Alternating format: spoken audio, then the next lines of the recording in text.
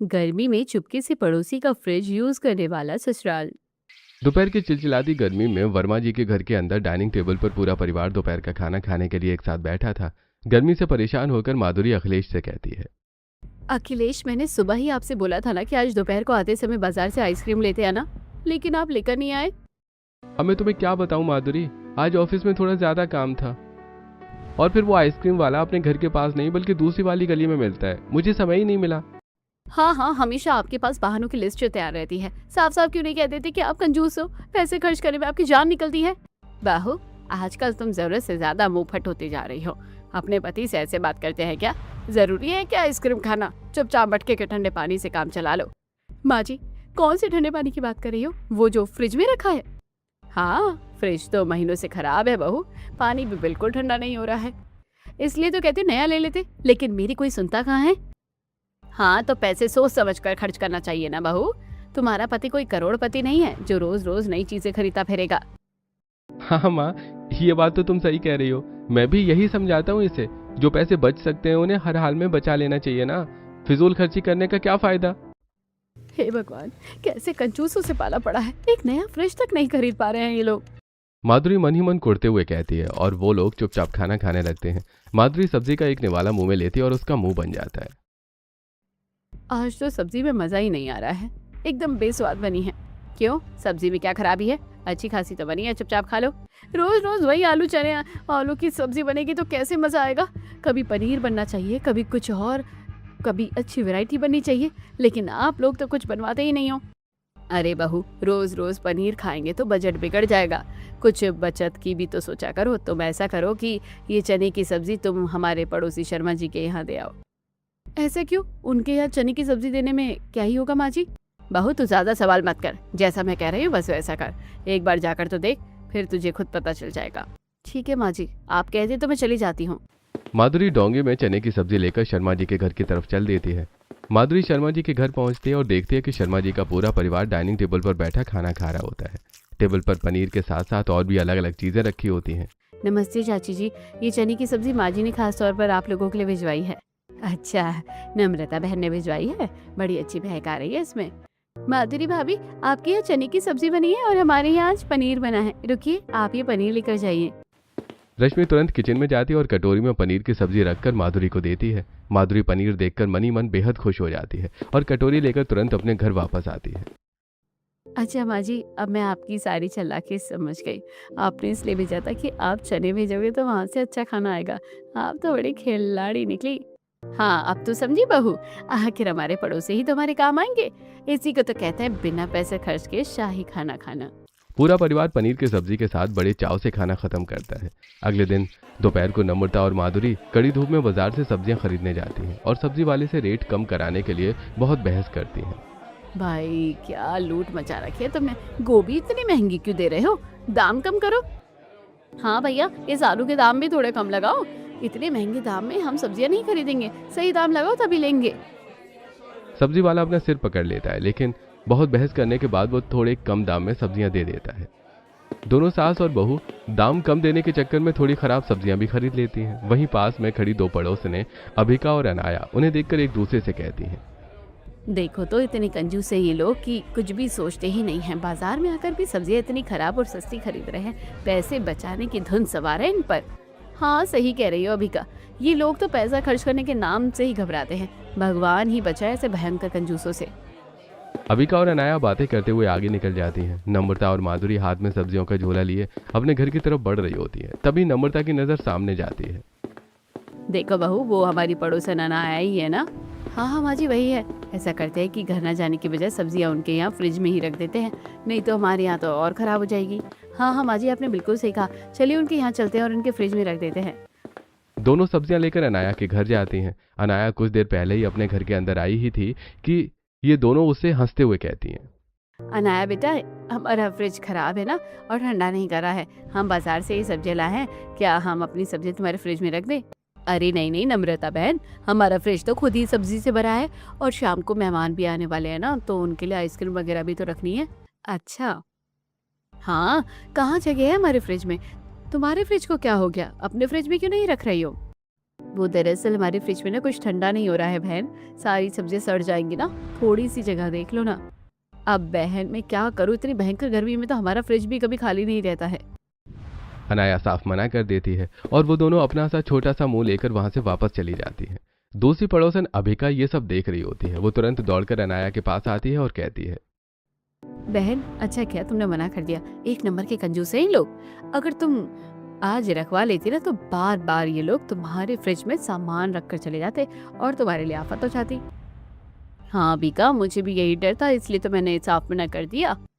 इधर नम्रता और माधुरी थोड़ी नाराजगी के साथ अपने घर आ जाती हैं। माधुरी सब्जियों का झोला टेबल पर पटक देती है। ये देखकर नम्रता गुस्से से कहती है, ये क्या तरीका है, सब्जियां टेबल पर पटकने की बजाय फ्रिज में रख दो।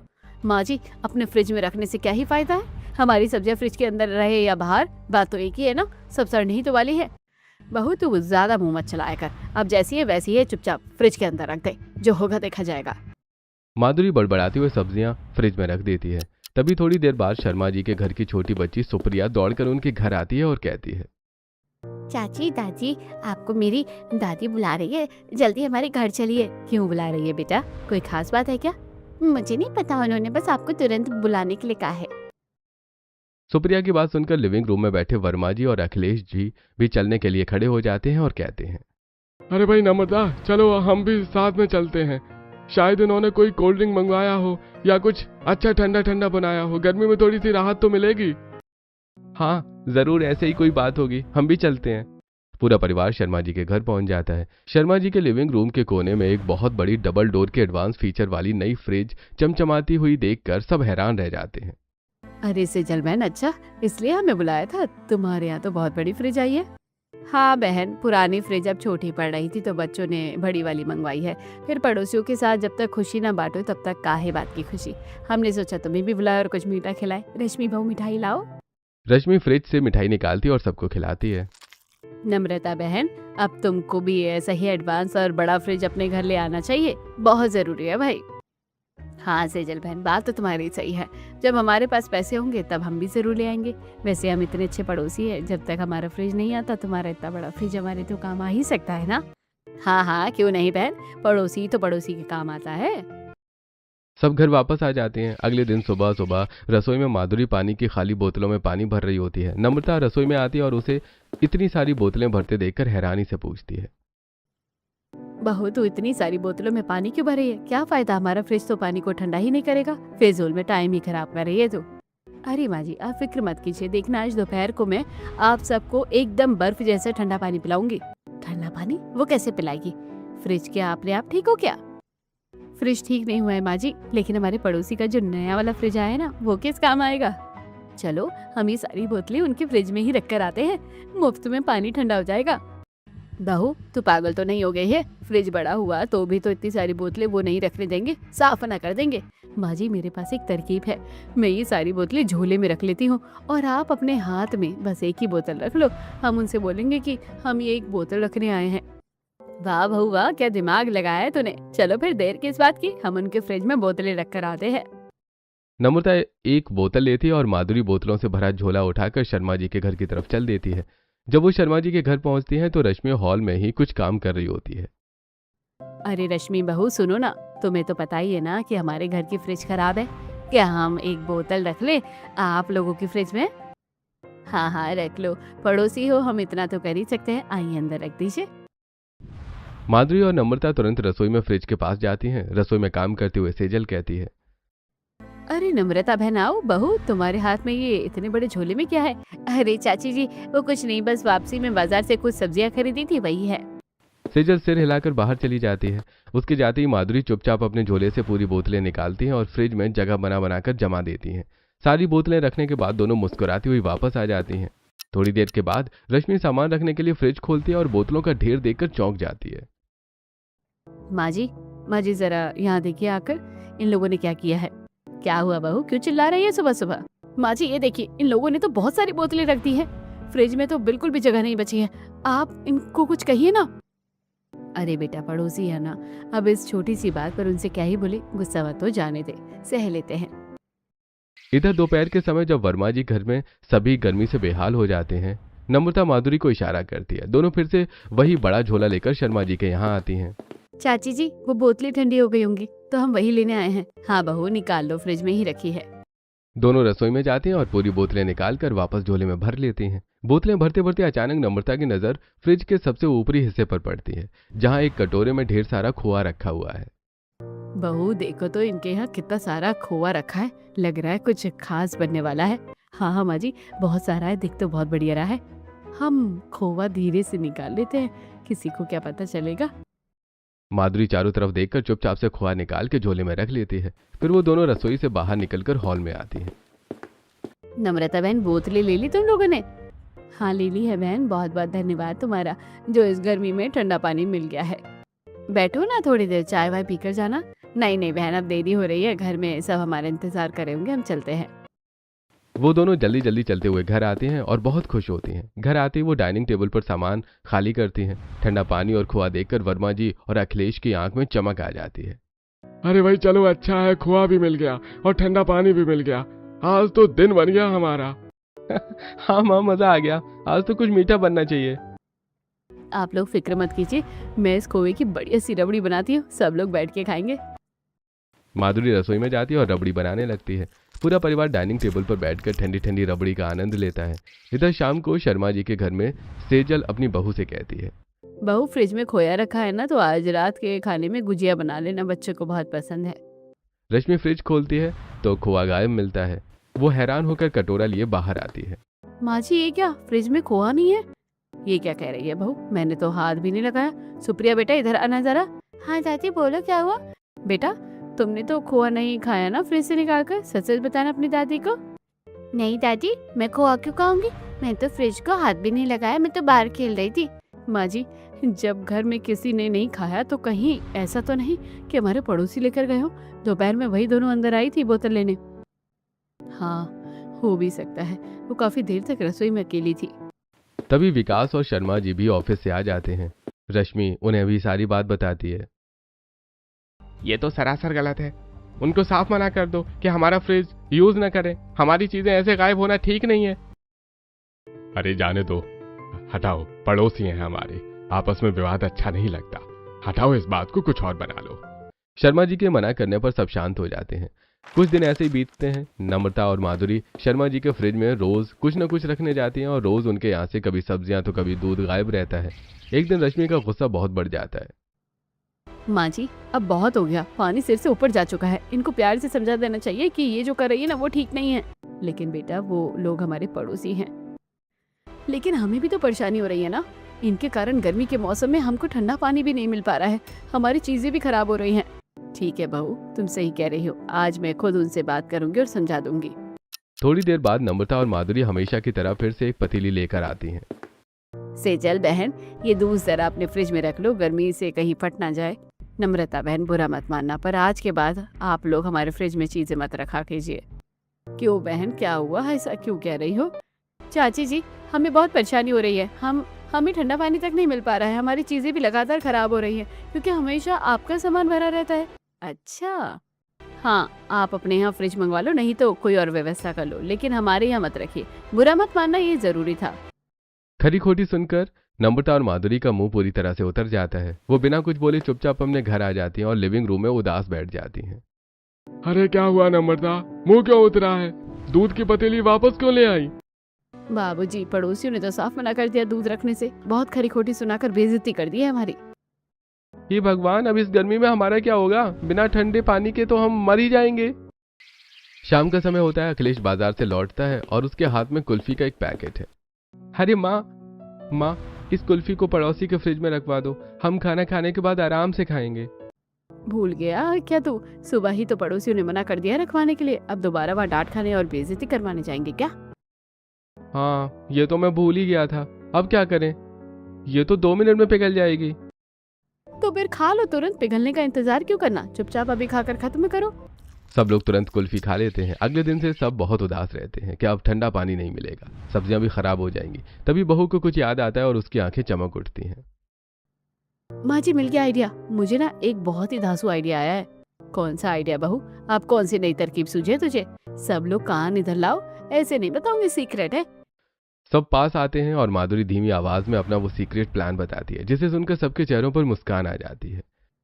ये तो तूने सही सोचा बहू, इस प्लान से तो उनका फ्रिज भी इस्तेमाल हो जाएगा और उन्हें पता भी नहीं चलेगा, मजा आएगा।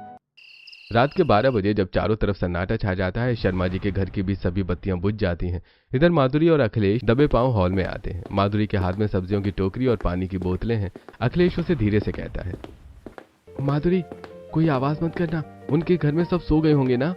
हाँ, सब सो गए होंगे। फिर भी थोड़ा आराम से चलो, कहीं जाग न जाए। तुम बस मेरे पीछे पीछे आओ, मैंने सब देख लिया, कोई नहीं जाग रहा। माधुरी और अखिलेश दबे पांव शर्मा जी के किचन में पहुंचते हैं। माधुरी बिना कोई आवाज के चुपके से फ्रिज खोलती है। अखिलेश जल्दी करो, ये सारी सब्जियां और पानी की बोतलें अंदर जगह बना कर रख दो। हाँ मैं रख रहा हूँ। वाह, फ्रिज में इतने सारे ताजे रसीले संतरे रखे हैं। संतरे, चलो इन्हें निकाल लेते हैं, हमारा सामान भी रख गया है और संतरे भी मिल गए हैं, कल सुबह इनका जूस पियेंगे। क्या तरीका निकाला है तुमने यार, मजा आ गया। चलो अब जल्दी से घर चलें, देर हो रही है। दोनों चुपचाप अपने घर आ जाते हैं और लिविंग रूम में नम्रता और वर्मा जी के साथ बैठकर उन्हें सामान दिखाते हैं। बहू सामान रखा है चुपचाप? हाँ माँ जी, सामान भी रख दिया और ये देखिए ताजे संतरे भी मिल गए हैं, किसी को पता भी नहीं चला। अरे वाह भाई वाह, हम तो अभी सब बैठकर संतरे खाएंगे। कमाल ही कर दिया तुम दोनों ने।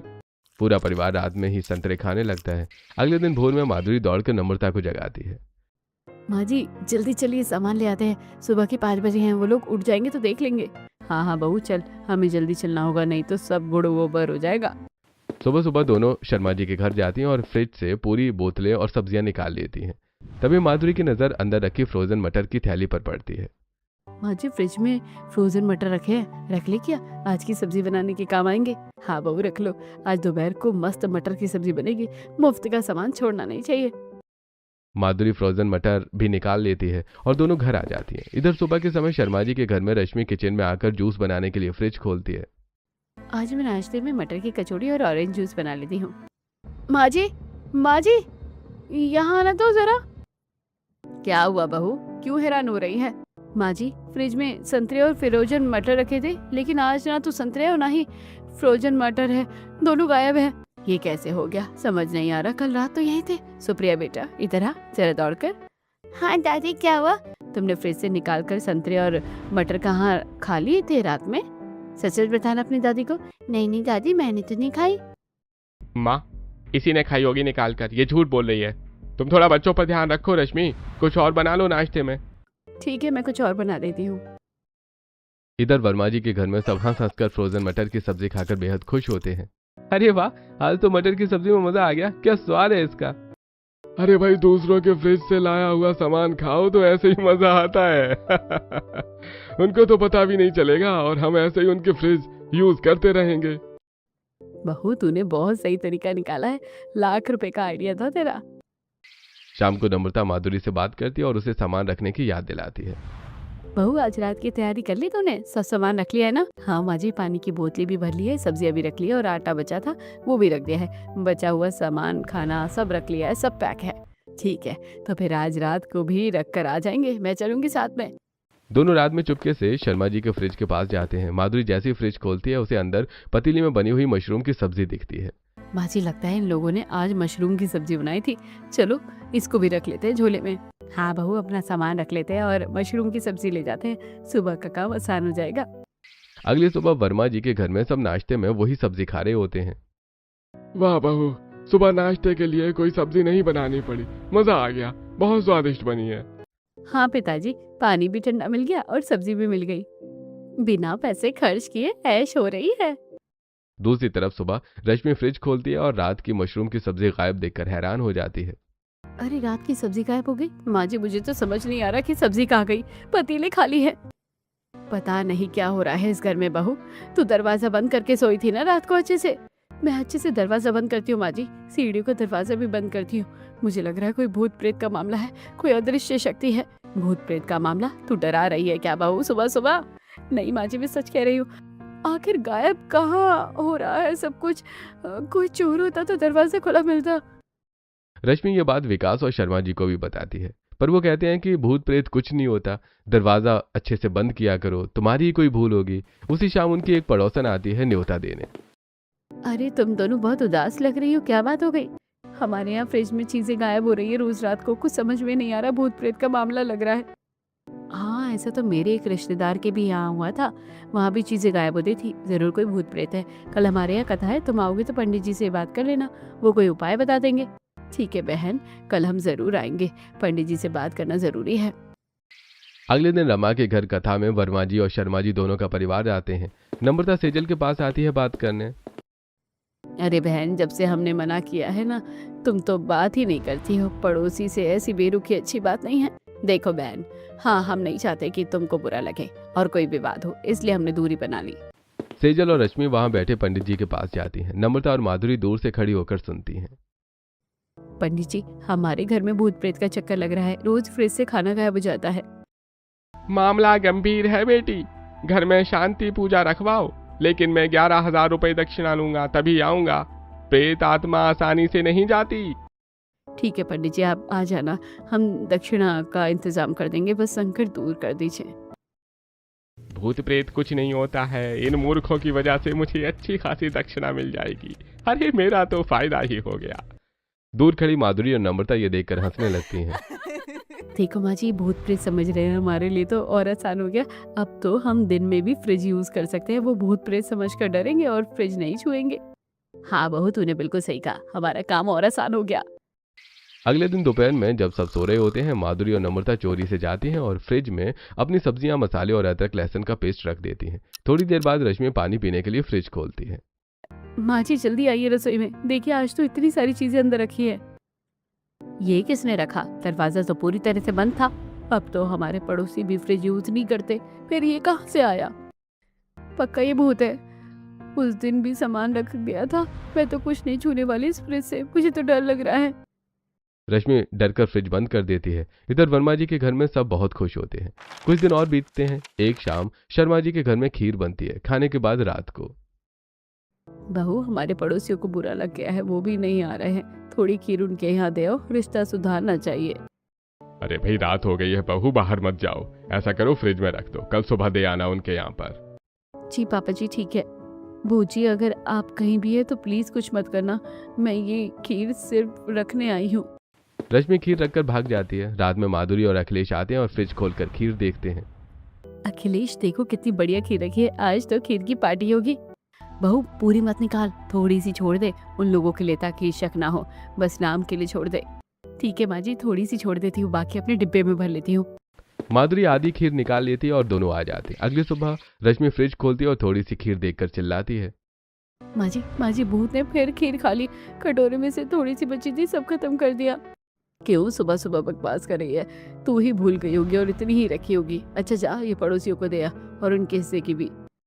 रश्मि थोड़ी सी बची हुई खीर लेकर वर्मा जी के घर जाती है। वहां देखती है कि पूरा परिवार बड़े चाव से कटोरों में खीर खा रहा है। नमस्ते चाची जी, मैं यहाँ आपके घर खीर देने आई थी, पर आप लोग भी खीर ही खा रहे हो? अब वो हमारे यहाँ भी कल रात को खीर बनी थी ना, वही खा रहे हैं। आओ बैठो। लेकिन आपकी और हमारी खीर बिल्कुल एक जैसी दिख रही है, मेवे भी बिल्कुल वैसे ही कटे हैं। हमारी बहू भी अच्छी खीर बनाती है ना, स्वाद और शक्ल सेम हो जाती है।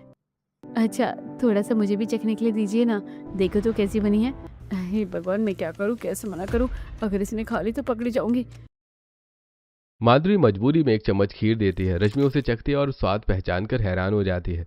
वो तुरंत अपने घर वापस आ जाती है और सीधे सेजल के पास जाकर कहती है, माँ जी, मैं झूठ नहीं बोल रही, पर उनकी खीर बिल्कुल हमारे जैसी थी। इसका मतलब हमारे यहाँ कोई भूत प्रेत नहीं है, ये पड़ोसी ही चुरा कर ले जा रहे हैं सब सामान, और वो हमारा फ्रिज यूज कर रहे हैं। लेकिन बहू, हम तो दरवाजा अच्छे से बंद करते हैं शाम को, फिर वो कहाँ से ले जा रहे हैं? कोई तो रास्ता होगा। इतने में किचन से अचानक बर्तन गिरने की बहुत तेज आवाज आती है। दोनों दौड़कर जाती हैं और देखती हैं कि बिल्ली ने दूध का पतीला गिरा दिया है। ये बिल्ली बहुत परेशान कर रही है रोज रोज, आज मैं इसको भगा के रहूंगी, इसका पीछा नहीं छोड़ूंगी। रश्मि दरवाजा बाहर से बंद कर देती है और कोने से डंडा उठाती है। वो बिल्ली को मारने दौड़ती है, लेकिन बिल्ली स्टोर रूम की खिड़की से कूदकर भाग जाती है। रश्मि खिड़की के पास जाती है और देखती है कि कांच पूरी तरह टूटा हुआ है। माँ जी, मुझे पता चला है कि वो लोग यहाँ आते हैं, इस टूटी हुई खिड़की से अंदर कोई भी आ सकता है। अब बस आप देखते जाइए मैं क्या करती हूँ। अगले दिन रश्मि वहां एक सीसीटीवी कैमरा लगा देती है। सुबह वो अपने मोबाइल पर फुटेज देखती है और पूरे परिवार को बुलाकर उन्हें भी दिखाती है। देखिए, आखिरकार पर्दाफाश हो ही गया कि पड़ोसी ये टूटी हुई खिड़की से अंदर आ रहे थे और हमारा फ्रिज खोलकर चोरी कर रहे थे। नीच लोग, इतने बड़े चालाकी। अब बताओ बहू, इन पड़ोसियों को कैसे सबक सिखाएं, इनकी हिम्मत कैसे हुई? माँ जी, मेरे पास एक बहुत ही अच्छा तरीका है, बस देखते चाहिए। रश्मि अपने मोबाइल पर चैट जीपीटी एप्लीकेशन खोलती है और एक रेंट एप्लीकेशन बनाने को बोलती है। चैट जीपीटी तुरंत कानूनी भाषा में लेटर बनाकर देता है। रश्मि उसे कागज पर लिख देती है। लेटर में लिखा होता है, यह हमारे फ्रिज का 1 महीने का किरायानामा है। आप लोग हमारा फ्रिज यूज करते आए हो, चुपके से 1 महीने का 10,000 किराया बनता है। कृपया यह किराया तुरंत भिजवा दीजिए। हम नहीं चाहते कि मोहल्ले में कोई बुराई या तमाशा हो। मैं पेन ड्राइव में सीसीटीवी फुटेज भेज रही हूँ, इसे तसल्ली से देख लेना। हमें उम्मीद है कि आप किराया चुपचाप भिजवा दोगे। रश्मि लिफाफे में लेटर और पेन ड्राइव डालती है और बाहर खेल रही सुप्रिया को बुलाती है। सुप्रिया बेटा, दौड़ के सामने जाओ और दादी को ये लिफाफा दे आओ। अभी देकर आती हूँ मम्मी। सुप्रिया वर्मा जी के घर जाकर लिविंग रूम में बैठी नम्रता को लिफाफा देती है। दादी, ये लिफाफा मम्मी ने भेजा है आपके लिए। सुप्रिया चली जाती है। माधुरी लिफाफा खोलकर लेटर पढ़ती है और पेन ड्राइव लैपटॉप में लगाती है। वीडियो में अखिलेश और माधुरी खिड़की से कूदते हुए साफ दिख रही है। पूरे परिवार के होश उड़ जाते हैं। हे भगवान, हमारी चोरी पकड़ी गई। अरे सब सबूत उनके पास है, अब हम मुंह दिखाने लायक नहीं रहेंगे मोहल्ले में। हाँ, इन्होंने तो 10,000 रुपए किराया भी मांगा है। अब हम क्या करेंगे, पैसे देने ही पड़ेंगे क्या? माँ, इसी में भलाई है कि पैसे दे दें। ये 10,000 रुपए देकर आ जाओ इन्हें, नहीं तो इज्जत का बुरी तरह कचरा हो जाएगा। नम्रता कांपते हाथों से अलमारी से पैसे निकालकर माधुरी को देती है और वो पैसे लेकर शर्मा जी के घर जाती है और रश्मि को सौंप देती है। लीजिए, आपका किराया हमसे गलती हो गई है। बहुत बहुत धन्यवाद भाभी। अब इससे हमारे सामान की सारी भरपाई आसानी से हो जाएगी। जो तुम्हारे परिवार ने हमारे फ्रिज से चुराया है, खोआ, मटर, खीर सब बराबर हो जाएगा, हिसाब चुकता। माधुरी बिना कुछ बोले शर्म के मारे चुपचाप वापस अपने घर आ जाती है और सोफे पर बैठ जाती है। बहू, पैसे दे आई तू, पता नहीं अब क्या होगा। अब क्या होगा माँ जी, अब नया फ्रिज खरीदना ही पड़ेगा। कौन हर महीने ये 10,000 किराया देगा पड़ोसियों को? हमारी कंजूसी हमें पे भारी पड़ गई। अगले दिन वर्मा जी और अखिलेश इलेक्ट्रॉनिक की दुकान पर जाते हैं और एक बड़ी डबल डोर फ्रिज खरीद कर ले आते हैं। जब फ्रिज ऑटो से उतर रहा होता है तो शर्मा जी का पूरा परिवार मुस्कुराते हुए उनके घर आता है। अरे बधाई हो वर्मा जी, आखिरकार तुम्हारे यहाँ भी नया शानदार फ्रिज आ गया। बहुत अच्छा हुआ। हाँ शर्मा जी, अब तो हमारे यहाँ भी नया फ्रिज आ गया है। अब हमको भी अपना सामान रखने के लिए किसी की जरूरत नहीं है। हमको बहुत खुशी है कि आपके यहाँ भी फ्रिज आ गया है, इस गर्मी में राहत मिलेगी।